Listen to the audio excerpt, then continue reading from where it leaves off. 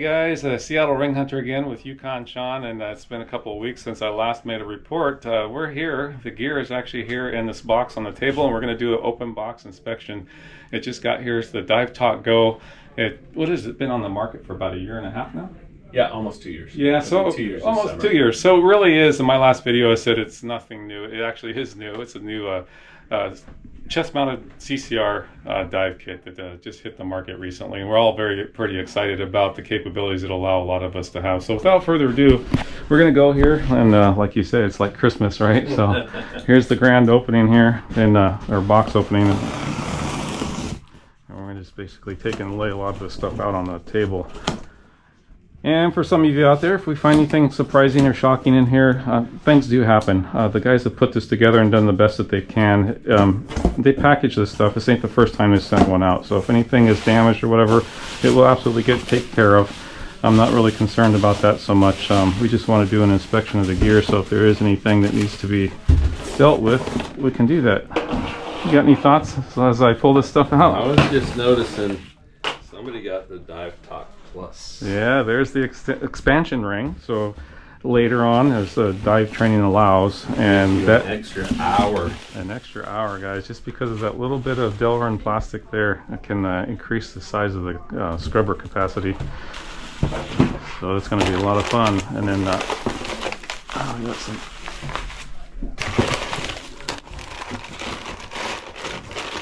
What we've all been waiting for here. Careful. Nothing else in the box, we can take that away. Do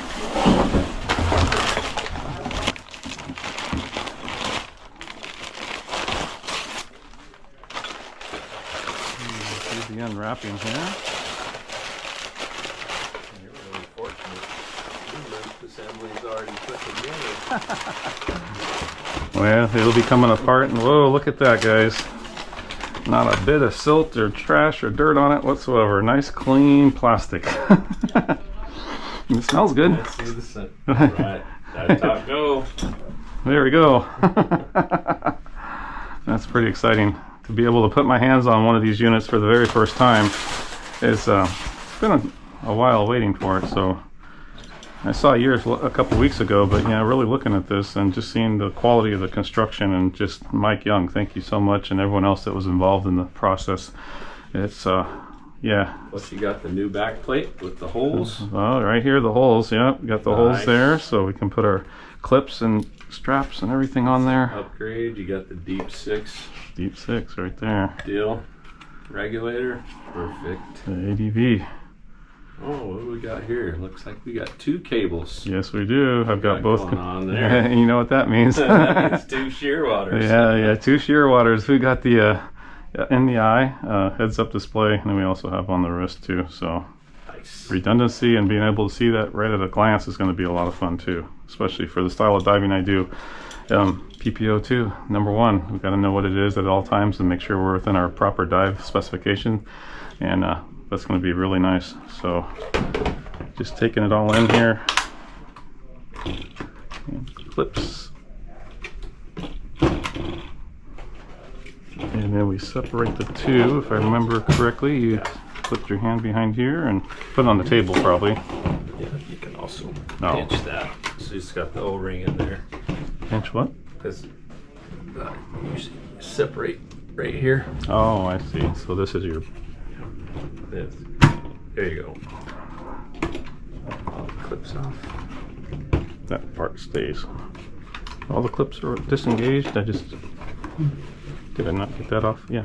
Oh, wait a minute. No, that one's not off. There you go. Oh, it's down below. Okay. Yeah.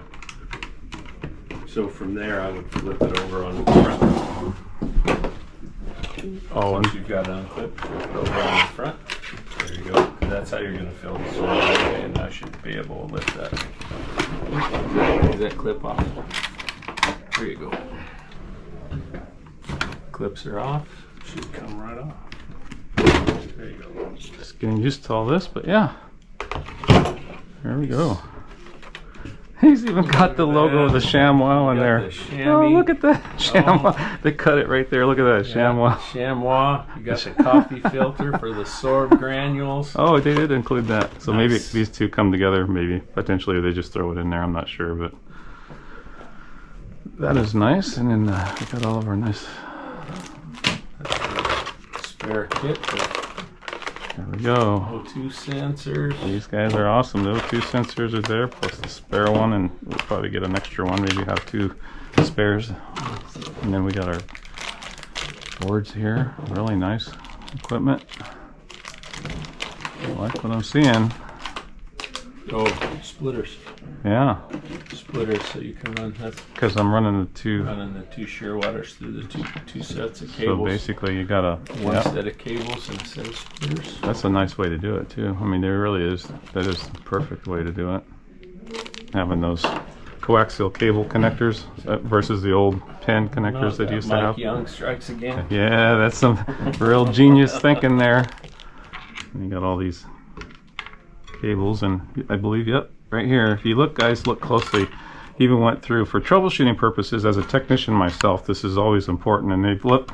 Mike and those guys have gone through every level of detail and attention to detail as possibly can. So this is just the top grade manufacturing process you could probably get, or design process. Having the numbers on it. If you were to take an issue, when I label these O2 sensors, I will be putting the date that they were installed, but also label 1, 2, and 3. So it's just out in the field. If you have an issue or whatever, it just makes it easier. If the dive computer's telling you one is suspect or having an issue, you can identify that pretty quickly. And then you can also, if you had to maybe do a quick swap between the channels and see if it follows through, you can determine if you're having an issue with a cabling issue versus an actual O2 sensor issue. So having those numbers are very important. So this is the kind of design language that this is the reason why I bought the unit, because of a lot of other things, but because of a lot of thought has gone into this.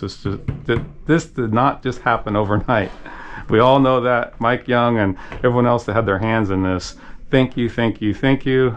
This is awesome, and I'm really excited to be able to see this. I mean, it's just taking it all in here, and I'm excited what it's gonna allow me to do as well. So we'll continue this unboxing event here, I guess I should say. So while you're taking that apart, why don't you tell some of the Dive Talk Go fans a little bit about what you do with your diving? Yes, Seattle Ring Hunter. You can find me on YouTube. You'll find a bunch of examples. About over 10 years, but I've been diving for 8 years. Recreational open circuit diver, and I've been going down and helping people find their lost items of value: wedding rings, car keys, cell phones, mainly the jewelry items and stuff that mean a lot to people as far as the water. I do it in the dry as far as recovery as well. And this is my side passion. I have a full-time job and doing something else, and I'm electromechanic for our local sound transit light rail system. So have a lot of years of experience as far as technical things are concerned, and I've got 8 years of diving and around 650 dives. So that's where I am, and I'm now moving in further along my dive journey into CCR diving and getting the appropriate dive training necessary so I can get down a little bit further. This CCR diving will allow me a couple of things. I'm running a metal detector down in silty lake bottoms and also in marine waters, and it'll be quiet diving. That'll be nice for the headphone thing, but it also just the extension of time and the efficiency of gas use. So I'm not having to haul a lot of other cylinders or twin set on my back and a lot of extra stage bottles and such, just to be able to go down and do maybe a 1 hour dive at 120 feet and then come back up and do it properly, safely, and prudently without having the dive plan and all that into place where I can go down there and just do a simple inspection. For example, somebody drops a ring off a boat with the GPS coordinates. I'm finding these things at 30 and 40 feet within about 10 feet of range from the GPS pin with the expanding circle search. So it's no different if it's at 10 feet versus 120 feet, except for that the recreational dive limitations, I can't go down there and spend but a few minutes and then I'm going to be at my no decompression limit. So as you divers out there, you can kind of track and follow along. It's just another application. There's not a lot of people utilizing it for that. There is some people out there that absolutely do use CCR diving for some of these types of things, and they're looking for different things, and wreck diving, and they're looking for whatever treasures might be out there. But this is going to be a lot of expanded capability, and just a hell of a lot of fun. I mean, CCR diving, why not? I mean, it's just, forget the lost item recovery stuff. It's just going to be that next step in moving and progressing forward. So a lot to be excited about. I want to do all this properly and get the proper training, of course, and that's where we're at. That's where I'm at. So you can check me out, Seattle Ring Hunter, on YouTube, and if you ever lose anything, give me a call if you have any questions, or if you're trying to help somebody else with the situation. Love to talk to you. Just pick up the phone. My number's on all my videos, and you can call me anytime or text me, and we can have a discussion or a chat. If you're just curious to follow up with me directly on how this progress is going through 2026 and forward, by all means, if you see something I'm doing and you just have it catches you, call me. Let's have a discussion. I am very open-minded about the things that I'm involved in as far as diving or lost item recovery even too, and I'm always welcome to hear what other people have to say. Then give it a thought. I don't know everything, and that's why I'm here getting very valuable training. And of course, you're not going to get this lovely unit without getting certified and getting the proper training anyway. So with that being said, we're going to go ahead and continue on the unboxing here, just to make sure that, oh my goodness, yeah, we've seen a lot of other people talk about this stuff, and these clips are very nice. I'm familiar with those. We actually have them on the bottom of our Siemens light rail train. Oh, that's good. So you know how to take those apart. Yeah, you got to be careful with them. There's the way to work this stuff, and you got to go slow. And as you saw me open up for the first time, I'm being cautious until I get the muscle memory and understanding of how all this works in the hand. You want to be careful that you're not forcing anything. That's just a lot that goes with having years of experience as a technician or something. So, and most of the people that get involved with this, may or may not have that level of experience, but we don't want to do anything crazy like stick a knife and slice a hole in the loop here. You got to be careful with what you're doing. But I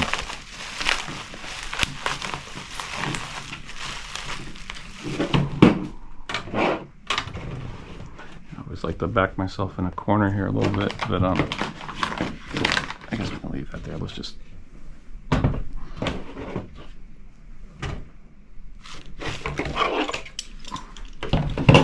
grab the coffee filter there. oh, That way it don't get shoved and lost. then we don't want to drag through the floor there.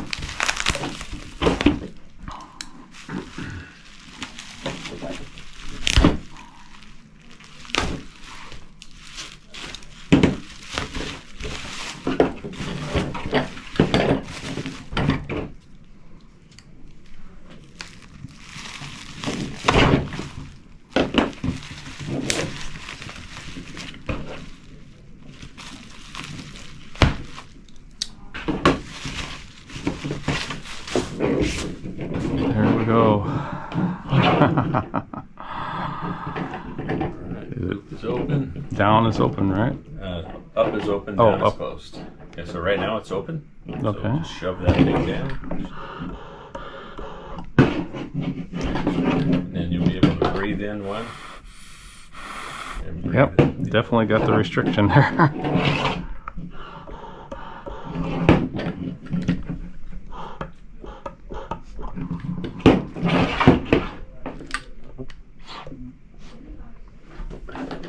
Be able to blow out. Okay, and then suck in. Okay. That's the right direction. Oh, that's closed. Leave it open.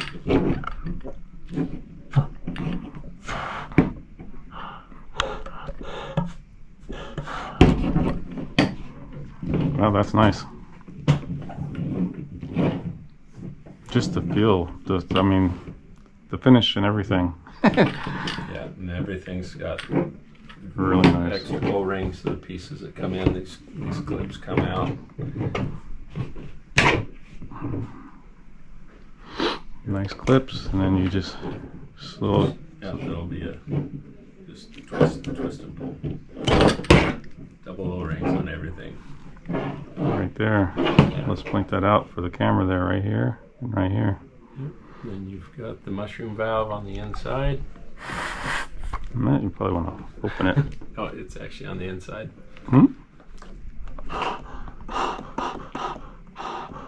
Mushroom valve, one-way valve, Yep, check there's valve, call it what you want. one on each side. Yeah, one on the other side there too.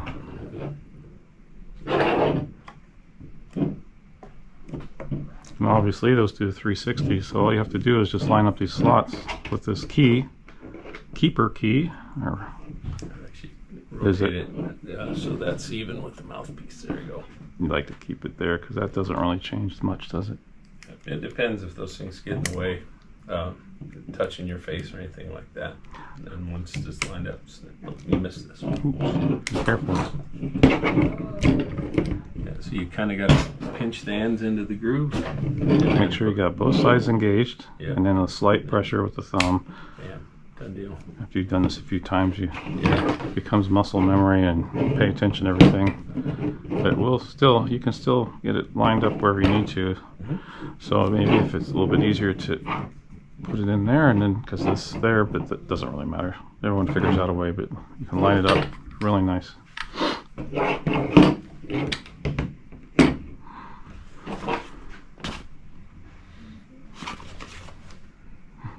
Counter lung.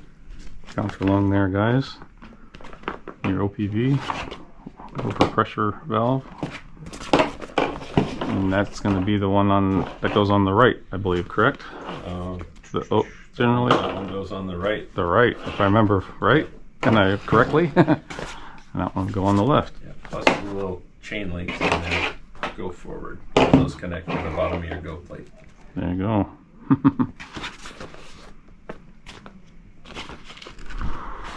A little bit of flotation there.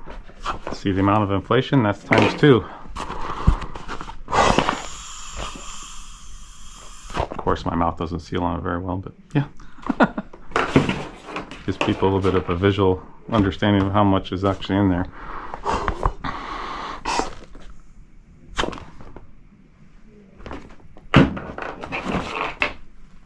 Well, we got more goodies here.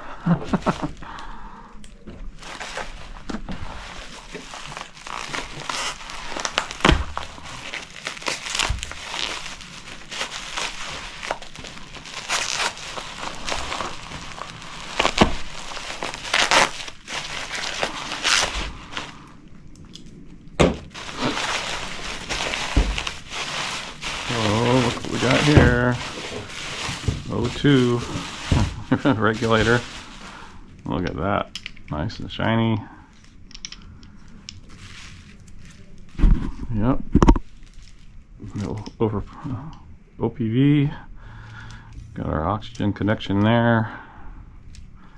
Got a gauge on there for those of you that like to use a traditional gauge. We've got that comes with it. That's going to get swapped out for a wireless tank transmitter pod, so that'll be fun.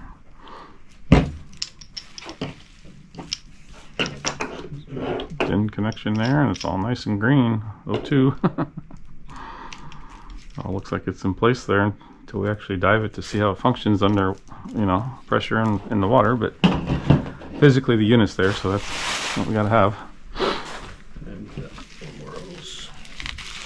And then we got an expansion ring over there too. So let's see. This a hose.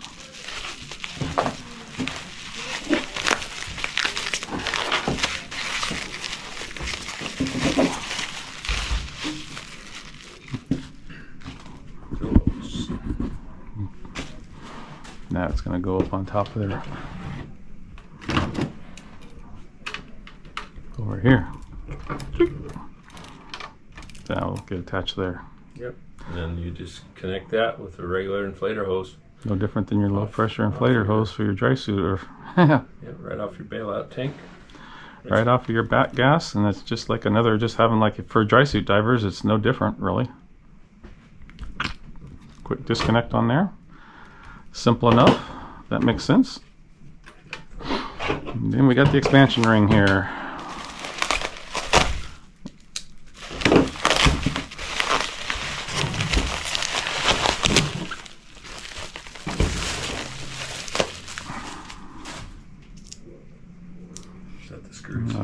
put some hardware in there.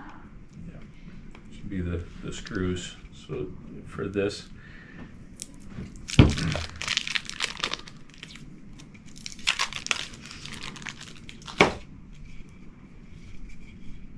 have to line up those holes perfectly.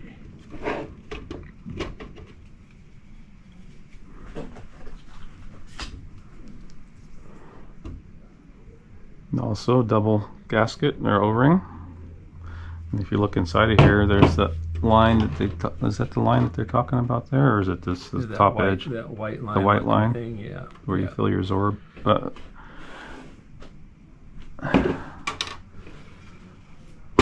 So when people install this, are they actually screwing it down as a kind of a semi-permanent? Yeah, you press it down, get both the O-rings set, and then you'll use the hardware to physically connect this to the lower unit. And the reason why is when you take the lid off, if this isn't mounted to this, it may come off and the Zorb goes everywhere. Basically, you take the lid off, which is over there, and this goes with your lid, and then everything spills out over the table, and then don't you get a ask big me cleanup. how I know. That was a modification that came up later, probably. Yeah, they learned their lesson and said, "We gotta." Like immediately, we learned that lesson immediately.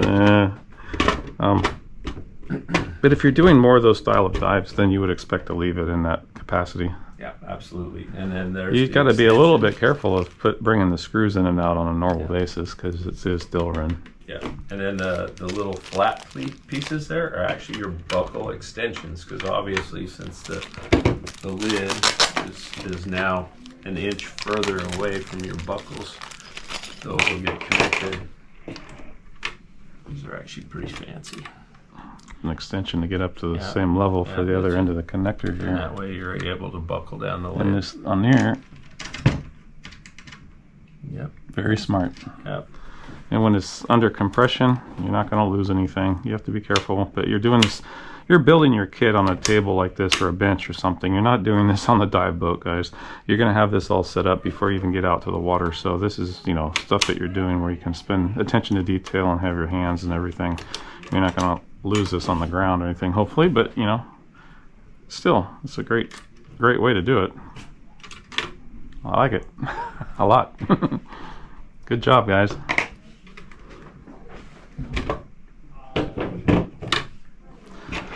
Well, we're gonna go ahead and let you guys get going. It's been a fun time opening all this. I'm going to spend a little bit more time off camera taking a look at all this a little bit more specifically, but this is all the parts to the Dive Top Go. How much simpler can it be? Go get yourself a regular aluminum 80 or steel 100, throw it on your back, and get your dive computers together and get the proper training and a couple of buddies, and you guys can go out and have fun.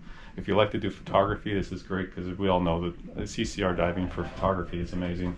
Or if you just want to go down and do a little extra time on those wrecks that are down 120 feet, right? I mean, this is actually the technology that's going to allow you to get down there. You borrow a buddy's scooter, get proper training, or if you have one yourself, then you can really enjoy those wrecks and get a lot of excitement out of that, and a lot out of your dive time. Looking forward to it. So we've got everything here. It looks like everything made it. Plastic all made it. They shipped it, packed it really well. Lessons learned, I'm sure that's with any company. So if anything here was just out of sorts, I wouldn't really even bother me at all. I mean, things just happen. We're not perfect. No one is perfect. So if you get something in the mail, it's not because these guys aren't trying. They definitely have done everything they can to try to mitigate as much issues as possible. As we go through this process of commissioning this unit for the first time in dive training, we'll find if there's any little leaks or anything or any issues that need to be dealt with. That's with anybody's equipment. It doesn't make this any better or any worse than anybody else's gear. Just part of the process, but you have to have that level of detail mindset to be able to get into this and do it properly and mitigate a lot of the issues up front so you don't have them while you're actually down there, and then you train for those worst case situations. So it's all there, and I'm very excited. So thank you so much for bringing it over for a quick open box experience. Absolutely. It's all kind of just strewing out here, but we'll get this all tidied up and we'll get on with it in a couple weeks down the road. We're going to go out and get some training in. That's right. You got any final thoughts? Nope, just excited to get started. We're going to start probably next month or March to get all the training done. Right now it's kind of cold in the Pacific Northwest, so it is. He's but not the lying. biggest thing is we make sure everything's here. We're not missing any little pieces. Made it through the mail fine, unscathed. which I didn't have any concerns with that, but it's kind of nice. And then we'll get our training done, and then we'll start diving it all the time. Alrighty, guys, there it is. Until next time, we'll see you, and this has been fun to be able to share this with you. All right, we'll see you. We're out. If you've lost your ring or special item of value, please get in touch with me at theseattleringhunter.com as soon as possible so I can arrange to do a search for you.